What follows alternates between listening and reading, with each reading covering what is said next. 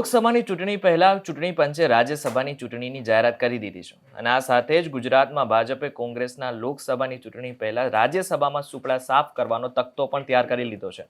કારણ કે આ વખતે 4 રાજ્યસભાના સાંસદોની ટર્મ પૂરી થઈ રહી છે, જેમાં 2 ભાજપના અને 2 કોંગ્રેસના સાંસદોનો સમાવેશ થાય છે. ત્યારે હવે ધારાસભ્યો જ કોંગ્રેસ પાસે ગુજરાતમાં ન હોવાથી આ વખતે ભાજપ 4 બેઠક પોતાના કબજે કરશે અને પછી કોંગ્રેસ પાસે બચશે માત્ર 1 સીટ. શું છે સમગ્ર મામલો જાણીશું આપણે આ વિડીયોમાં. નમસ્કાર, આપની સાથે હું છું કરણ. છેલ્લા ઘણા સમયથી કોંગ્રેસના અને અન્ય પાર્ટીના લોકો ભાજપમાં ભળી રહ્યા છે. એ જોતા એક પછી એક ભાજપનો ભરતી મેળો પણ થઈ રહ્યો છે. ધારાસભ્યોને અચાનક એવું જ્ઞાન આવી જાય છે કે પોતે ખોટી પાર્ટીમાં હતા, એટલે તેઓ હવે ભાજપમાં જોડાયા છે. પણ આ પાછળનો મુખ્ય ઉદ્દેશ તો ક્યાંક ને ક્યાંક ભાજપને કોંગ્રેસને મૂળમાંથી નબળી કરવી છે.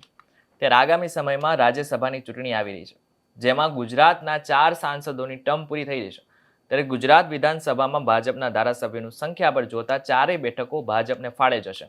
આ 4 બેઠકોની ચૂંટણી યોજાનાર છે. ત્યારે ભાજપ કોને સાંસદ તરીકે પસંદ કરશે તે અંગે અત્યારથી રાજકીય અટકળો શરૂ થઈ ગઈ છે.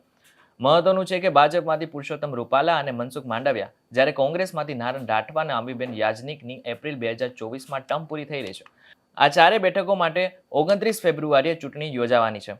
ત્યારે એક સાંસદને જીતવા માટે 36.4 મત જોઈએ. 4 બેઠકો જીતવા માટે ભાજપને 148 મતોની જરૂર છે અને ભાજપ પાસે આ વખતે 156 ધારાસભ્યોનું સંખ્યાબળ છે. તે જોતા 4 બેઠકો ભાજપ સરળતાથી જીતી શકે છે. અને બીજી બાજુ કોંગ્રેસને તો એક બેઠક માટે પણ 22 મતો ખૂટે છે અને શરમનો સામનો ન કરવો પડે એટલે બની શકે કે કોંગ્રેસ તો ચૂંટણી મેદાને ઉમેદવાર જ ઊભા ના રાખે. બીજી બાજુ ભાજપના 4 ઉમેદવાર બિનહરીફ જાહેર થાય તેવી પૂરેપૂરી શક્યતાઓ જોઈ રહી છે. ગુજરાતમાં કોંગ્રેસ પાસે હવે એકમાત્ર શક્તિસિંહ ગોહિલ જ રાજ્યસભાના સભ્ય બની રહેશે. તે પણ 2026માં નિવૃત્ત થવા જઈ રહ્યા છે.